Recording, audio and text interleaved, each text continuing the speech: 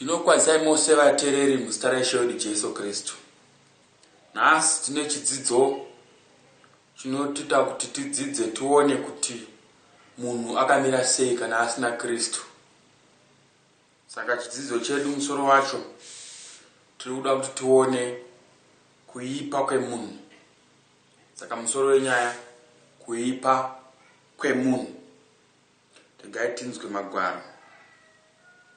Tikaverenga muna Genesis 1 verse 28, 27 ne28 tinoona Mwari vachisika munhu nemufananidzo wavo. Anoti ngatisike munhu nemufananidzo wedu. Vazomusika nemufananidzo wavo pa 28 vanobva vazomupa simba ndokuti atonge zvinhu zvese zviri panyika, ave nedominion pamusoro pezvinhu zvese zviri panyika. Ndipo pavanomuti berekanai muwande pa 28 Genesis 1.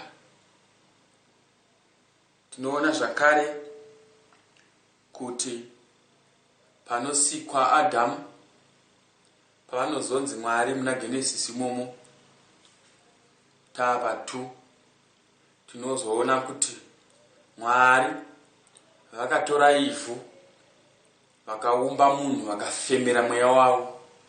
Munhu uyo vakamuti Adamu, zvichireva kuti ivhu. Asi Adamu paanozonge aripo, paanoiswa mudindo reEden, mumunda weEden, tinoona zvakare kuti Adamu anga akasurikirwa. Adamu panosurikirwa ndo panozopiwa mukadzi. Mukadzi anomupiwa somubatsiri. Mukadzi anotorwa pambabvu yake. Adamu anoitwa kuti arare. Mwari otora mbabvu yavo yaAdamu kuti vagadzire Eve. Kubva ipapo tichizoenda mberi kuGenesis 3 tinoona vanhu vari muEden, vari mubindu. Asi mubindu umu manga mune nyoka, mhuka yainzi chikara chainzi serpent nechirungu, ndiyo yatinoti nyoka. Asi nyoka nguva idzodzo yanga ichine makumbo. Ndipo painotanga kunyengera Eve kuti ichokwadi here kuti Mwari vakati musadya muchero uyu. Eve akati shuwa, takanzi tisadya. Asi nemano dzavakaipa uyu nyoka dzinonyengera Eve kusvika atore muchero odya, opawo Adamu. Adamu odyawo. Adamu paanodya, zvinonzi vanobva vazviona kuti vakashama, ubva vatanga kutsvaga mashizha emu, ubva vazvivhara nemashizha, vawaanda pamberi paMwari. Mwari vachibva vazouya vachizoti madyire iko. Zvino Adamu anoti mukadzi wamakandipa uyu ndiye andipa kuti ndidye. Mukadzi wanopawo nyoka mhosva, asi Mwari vanopa mutongo. Mutongo waMwari ndio kupanisha nyoka, wopanishawo mukadzi. Vakabva vazotuka ivhu, kuti ivhu watukwa chabudisa minzwa nokuda kwokuti nokuda kwaAdamu. Papere izvozvo mitongo yese inopuwa vanhu zvinoveranwa muna Genesis 3. Mitongo yese inopuwa Adamu nemudzimai nenyoka. Mwari anozoona zvakare kuti muchero uyu, muti woupenyu, ukadyiwa nevanhu Adamu naEve vakamudya vari munecha yavari, vari munecha yekunge vanga vatadzira Mwari, vakadya vanozorarama nousingaperi. In other words, vakadya havazoponeseki. Saka Mwari anoti kuti zvidaro regai tivadzinge mubindu. Ndo paanobva chengetedza bindu iri nemoto wemaserofim, dzimwe ngirozi dzinopfuta moto, kuita kuti vanhu vasauya mumunda weEden. Saka ndo panotanga hondo dzedu, kuti panotadza Adamu naEva ndo panova chituko chokuti mukadya, nokuti vakanzi mukadya munofa. Ndo patinoona chituko chokuti nesuwo tese rufu runotiteverera. Saka ndo panosvika ipapo nyaya yakanaka iyi. Asi panguva iyi yanga isina kunaka. kozvino zviyanaka nokuti kwana Jesu Kristu. Handei zvakare pandanga ndichitaura ndichiti vakanzi vakazosvika muti weupenyu vanozorarama nokusingaperi vari muzvivi, zvinowanikwa pana Genesis 3 pa23 nepa24. Saka tinoona kuti munhu angava rebellious, angava muvengi waMwari, adzinga mubindu reEden. Igai tienderere mberi zvakare tione kuti chii chakazoitika nemunhu. Tinoona kuti panobuda mubindu reEden pane zvakawanda zvinozoitika. Panozozvarwa Cain naAbel, panozoita jealous. Cain ouraya munin'ina wake Abel nokuda kwejealous. Toona zvinhu zvakawanda kumanifesta nokubuda nokuratidza kuipa kwomunhu ndopakunowanda, tichizodzira kubva kuna Adamu. Mwana waAdamu ainzi Seth. Seth achizozvarawo vamwe vana vana Canaan, tichidzira ana Enosh, ana Mahalalel, ana Jared, ana Enoch, ana Methuselah. Tichingodzira takadaro ndo vana vanga vari muurongwa, vari mulineage yaAdamu. Asi Cain akazoenda nekwaari akazvarawo vamwe vana vake. Vana vake vanga vava violent panyika. Asi tinoona kuti kubva ipapo patinozosvika nguva yaNoah, patinoti tinobva pana Mahalalel tobva tazoenda pana patinobva pana Methuselah mwana waEnoch ndipo patinozoenda pana Lameki. Lameki ndiye anozozvara Noah. Asi patinozoverenga kumberi mukaverenga munoona kuti nguva yaNoah vanhu vanga kwaipa, kwanga kwava neviolence, kwanga nejambanja nyika yose. Tikazoverenga zvakare tinoona kuti Mwari vakanga vafunga kuti chandakasikira vanhu chii. Saka vakabva vaudza Noah kuti ndiri kufunga kuparadza nyika, iwe vakangarava. Handisi kuda kuramba ndichienda mberi nenyaya iyi, tinoda kuramba tichingopanana chiedza tione kuipa kwomunhu.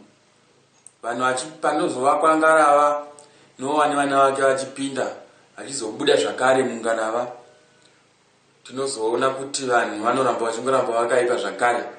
Tikaverenga kuna Genesis apa Genesis 6 verse 5, nguva yaNoah mvura yanga isati yauya, asi inotiratidza kuti Mwari vanodemba kuti chandakasikira munhu chii, nokuti munhu kuita kwake kuri evil continually, mwoyo wake wakaipa. Saka pazvinongobuda zvakare vanhu vachibuda mungarava vanoramba vakadaro, vanoramba vanokuipa kwavo. Kwese nekuna naAbhurahamu nemutemo unozopuwa Moses, tinoona kuti vanhu vanongoramba vachingotadza zvakare, nana Solomon nana David. Tinongoona kuti vanhu vanogara vanongotadza zvakare. Saka zvivi zvatinosangana nazvo zuva ranhasi hazvikonzerwi nokuti idzinza nderasekuru kana rabambo, asi vasekuru vacho ivavo kuba kwavo havana kuzviwana kwavari vega, vakazviwana kubva kuna Adamu. Saka kuipa kwakaita munhu zuva ranhasi kuipa nokuda kwokuti Adamu akatadza. Saka hapana chinoshamisira pakutadza kwevanhu nhasi, nokuti Adamu akatadza. Saka zvakare kutadza kwomunhu kwakaunza rufu rwepanyama, kufa kwenyama. Kwakaunza zvakare rufu runoreva kuti munhu akapatsanurwa naMwari, haakwanisi kuva naMwari nokuti ari muzvivi, kufa zvakare ikoko. Saka tinoda kuti tione kuipa kwomunhu nhasi. Tikaverenga panonzi mubayiro wezvivi rufu, vaRoma 3 pa23 inoti mubayiro wezvivi rufu, asi upenyu husingaperi hunowanikwa naJesu Kristu.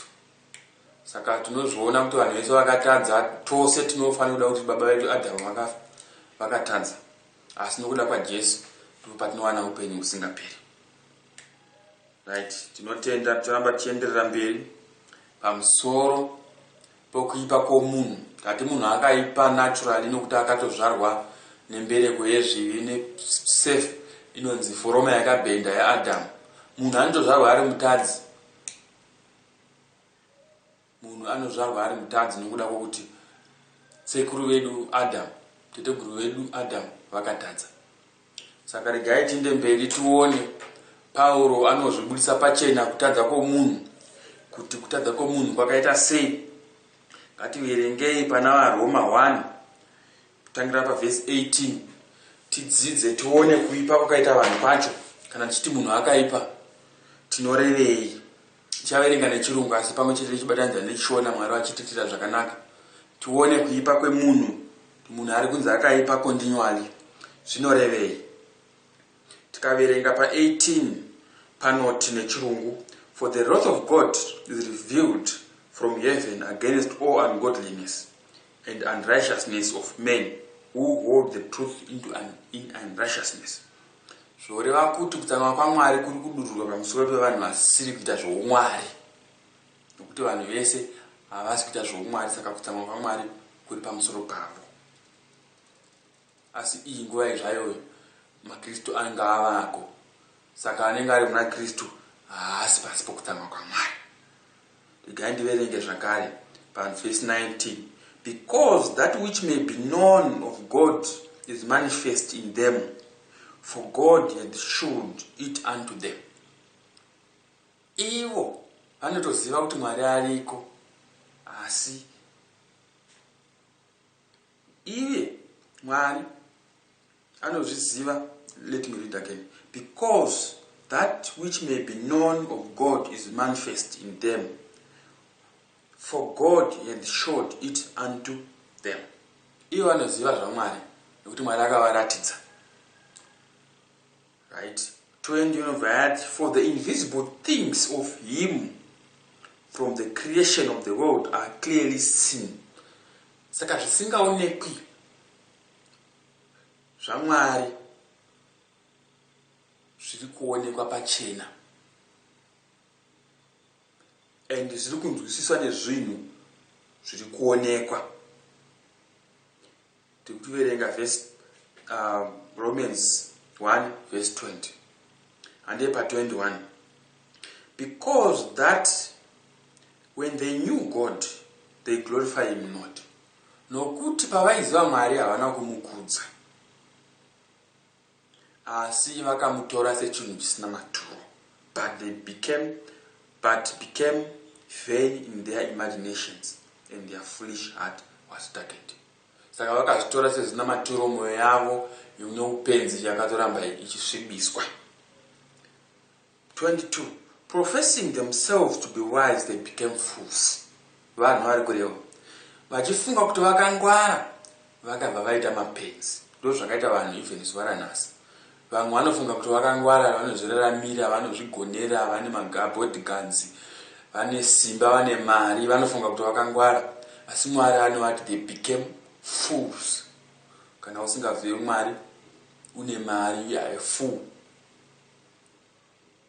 Kana uchitemba nemabodyguards, uchitemba nevanhu nezvimwe zvese zvevanhu, usingatembi naMwari, you are becoming a fool.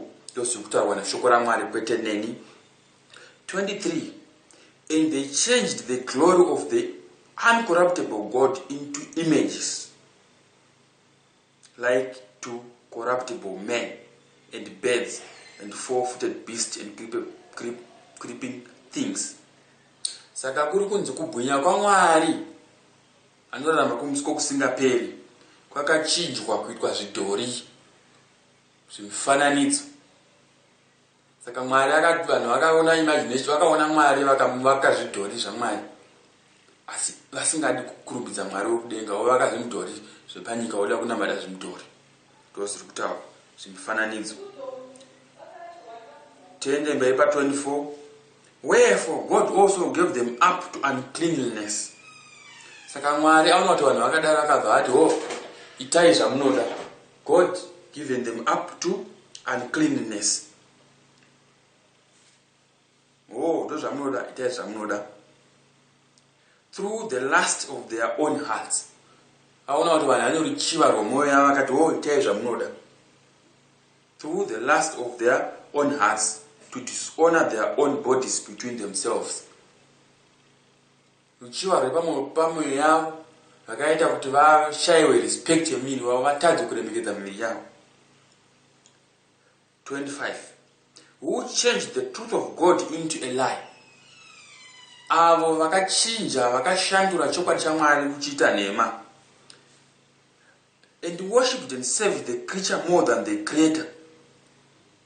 Vakanamata chisikwa kudarika musiki. Munonamata vadzimu, munonamata chisikwa kudarika musiki. Munonamata mari, munonamata chisikwa kudarika musiki. Munonamata munhu mukuru wechechi, munonamata chisikwa kudarika musiki. Zvakare pa 26. For this cause God gave them up unto vile affections, for even their woman did change their natural use into what is against nature. Pa 26. Mwari akavabvumidza kuti vaite zvinoda mwoyo yavo zvakaipa saizvozvo, zvokutosvika pakuti vakadzi havachaiti basa ravo ravakasikirwa naMwari. Likewise, pa 27. Likewise also the men living natural use of women, and bend their lust one towards another. Nyaya yekutaurwa ndeyehungochani. Madzimai akutsvaga madzimai, varume vakufemera kugodzi kwevamwe varume. Zviri kunzi naMwari ndokuipa kwakaita munhu. Handei mberi. Panamba 28. Toramba tichibatsirana imiwo muchizoramba muchienderera mberi. Ndinavapoinza ndoda kubudisa pamavhesi aya. Zvimwe ndogona kudarikira imienderera mberi zvakanaka fani. Panamba 28.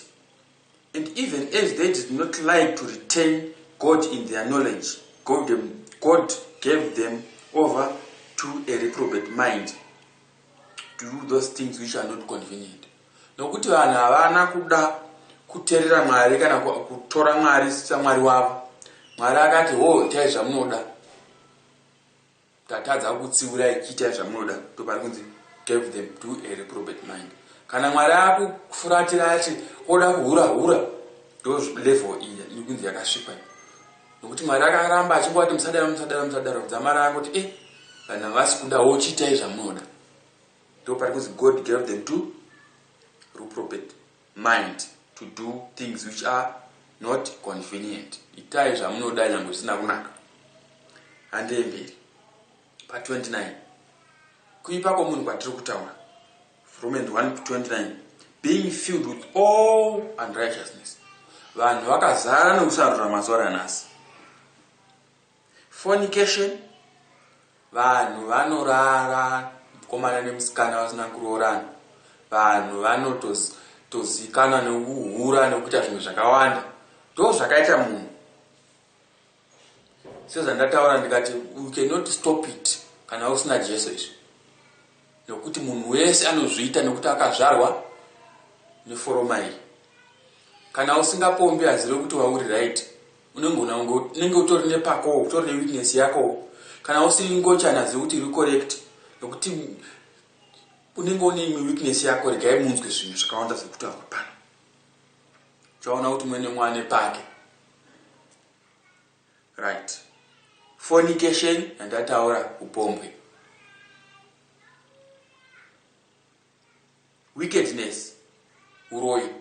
Kana chiti wickedness uroyi hatisi kureva munhu anomuka makuseni opfeka usiku opfeka uniform yebrown, kana kuti munhu obvisa hembe otanga kugara parusero. Uroyi uhwo. Pane mumwe uroyi utoripo pachena. Nokuti vanhu vanoitirana utsinye. Munhu haanongofungira mumwe munhu zvakaipa pamwoyo pake. Uroyi uhwo. Wickedness. Vanhu vanongofunga masikimu okungoitira vanhu zvakaipa. Ndo uroyi unorehwa ipapo. Covetousness. Covetousness vanhu vanoda zvinhu.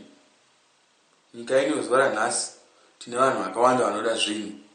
Zvokuti can do anything kuti awane zvinhu. Variko vanondoromba kuti vawane zvinhu. Variko vanondohura kuti vawane zvinhu. Variko vanoshandiswa kuita makuhwa nekuita zvimwe zvese zvakaipa kuti vawane mari, vawane zvinhu. Madire ezvinhu anhasi ndo vari kunzi naMwari. Vanhu vanoda zvinhu, they can do anything kuti vawane zvinhu zvavanenge vachida. hazvidiwe naMwari izvozvo. Maliciousness, vanhu vagara vane pfungwa dzokungoparadza zvinhu, havana hanya nezvinhu, saka havana basa nazvo. Nyangwe zvikafa nedamage havana basa nazvo. Ndo zviri vanonzi vane maliciousness. Full of envy, vanhu vane godo, havadi kuona munhu achibudirira. Ukaona hembe yako yakapfekwa nemumwe munhu wakutonoirasa, ukaona chimwe chinhu chakanaka chomumwe munhu wakutoti dai chaita changu, ndo panotobuya even uroyi. Unotouraya munhu kuti wazviitirei. Godo, envy, murder, mhondi dziriko munodziziva. Debate, variko vanhu vane nharo dzisina basa, vanoda kungozikanwa nenharo dzisingavaki, vanoda kungotyisa nokutidzidzira vanhu. Deceit, kunyengera, variko vanhu vanonyengera vanhu kuita zvinhu zvakaipa.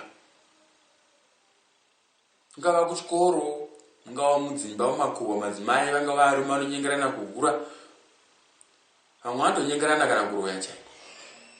Deceitful, vanhu vanonyengera. Handei mberi, toita zvakare malignity.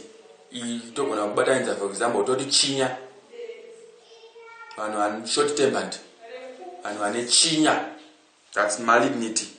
Whisperers, kana ichitaura pamusoro pema-whisperers, ikutaura pamusoro pevanhu vanenge vachiita zvemakuhwa, that's whisperers, vanhu vanoita zvemakuhwa, whisperers. Handei mberi zvakare, tuone backbiters, vanhu vanochera vamwe, vanenge vachita vakaenda kune uyo, unonzwa zvanotaura unomurevera kune uyo, vachingokonanisa vanhu, vachiita zvemakuhwa. Ndizvo zviri kudiwa naMwari izvozvo, kunzi kuratidzwa vanhu pano kuti ndokuipa kwakaita munhu. Handei mberi tione haters of God, variko vanhu vakavenga Mwari. Ukada kutomuparidzira ntando achatokuponda nokuti wazvitaurira zvaMwari. Nemhaka iyo vakamuvenga Mwari. Vakavenga Mwari nokuda kwokuti mabasa avo akaipa, nokuti vanogara muririma. Vakavenga chiedza nokuti vanogara muririma. Variko vanhu vakadaro. Disrespectful, vanhu vari disrespectful, vanhu vasina rukudzo, vanongotuka vanhu, havana munhu vanoteerera, vanhu vasina rukudzo. Handei zvakare, kune vari proud, kune vanhu vanozvida. Kana uri too much, une pride yakawanda, uri proud, uchizvida, zviri kunzi naMwari. Kunyanya kuzvida, kutadza kuda mumwe wako sekuda kwaunozviita, hazviuye naMwari. You are being selfish. Nokuti iye Mwari havana kuzvida kusvika ipapo, nokuti akatotuma mwanakomana wake Jesu kuti afire vanhu nokuda kwerudo. Haana kuzvida kuti ndogara ndiri kudenga, aiwa. Akati regai ndiponese vanhu. Ndo zvinoitwa naMwari. Asi vanhu vanozvida nhasi, boasters, variko vanhu vanoshamisira, vanozvishambadza. Ini ndine zvakati, nani ndini ndakanaka, ini ndine mota dzangu, ndine mari dzangu, ndine zvinhu zvangu. Unoshamisira nei kana usina Mwari, usina Jesu? Handei mberi, inventors of evil things, variko vanhu vanotofunga nzira dzokutadza nadzo dzinovanakidza. Kutofunga kunohurira kuhotera, ndo maipira akaita pfungwa dzemunhu. Munhu anogara achifunga pfungwa dzemahuriro akanaka, kuti ndinakidzwe nokuhura. The event evil things. Pane zvakawanda zviriko mazuva ano zvinotsvagwa nevanhu zvavanenge vachiinventa, but zviri zvivi.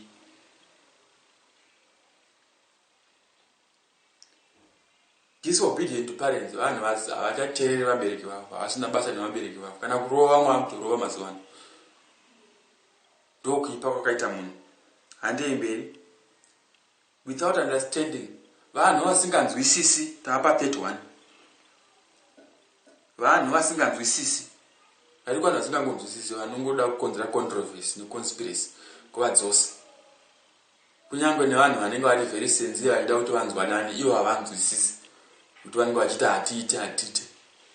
ndokuipa kwakaita munhu. Covenant breakers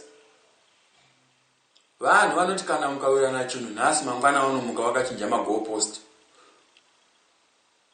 Havana kuimbika zvachose. Variko kumabasa, variko kupolitics, variko pamarelationships, variko covenant breakers. Zvinhu zvamawirirana nhasi, kunyange kuramba mukadzi wawaroora icovenant breaker. Iwo wakavimbisa kuti chava newe kumusisingaperi, iwo wakubreka. Saka magovernance ariko akawanda zvinoitwa nevanhu muupenyu, vachirwadzisana nokurwadzisana, nebusiness vachijutana. Hazvidiwe naMwari, mafraudsters haadiwe naMwari. Hande mberi, without natural affection, havana kana tsitsi, havana affection nevamwe, havanzwire vamwe. Dai uriwo waita sei, havana kana moyo, havana moyo. Ariko vanhu vakadaro vasina moyo. Kana munhu asina moyo ane utsinyika, kana kuuraya anouraya chero zvaanta anongoita nekuti haana moyo. Hande mberi, unmerciful, havana tsitsi.